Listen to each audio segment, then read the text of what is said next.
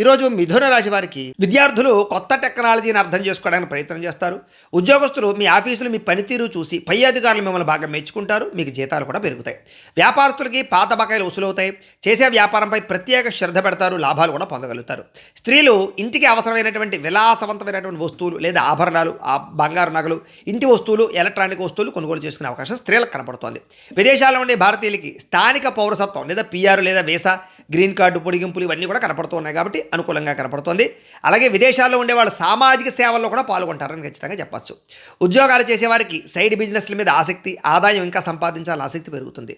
Bank లోన్లు మంజూరు అవడం వల్ల మీరు కొనాలనుకున్నటువంటి వాహనం కానీ, గృహం కానీ కొనడం కానీ, కట్టడం కానీ అవకాశాలు కనపడుతున్నాయి.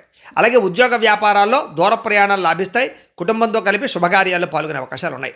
ఇంట్లో పిల్లలకు సంబంధించినటువంటి వివాహం కుదరడం కానీ, ఉద్యోగం వచ్చిందని కానీ శుభవార్త వింటారు.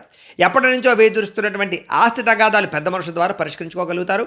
ఆహారపు అలవాట్లలో మార్పు తీసుకురావడం, అంతేకాదు కార్బోహైడ్రేట్స్ని తగ్గించి ప్రోటీన్ ఫైబర్ ఫుడ్ని తీసుకోవడం వల్ల, వ్యాయామం చేయడం వల్ల ఈరోజు మీకు చాలా ఆరోగ్యం కలుగుతుంది.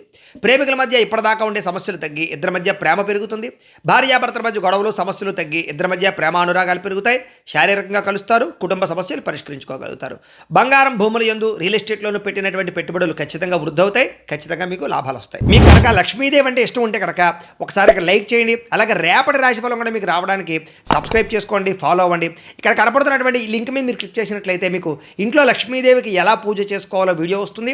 ఆ వీడియోని ఎదురుగుండా పెట్టుకుని మీ ఇంట్లో మీరు ఈరోజు లక్ష్మీదేవికి పూజ చేసుకోవడం వల్ల ఆవిడ ఆశీస్సుతో ఐశ్వర్యం కలుగుతుందని తెలియజేస్తూ లైక్ చేయడం మాత్రం మర్చిపోకండి. స్వస్తి.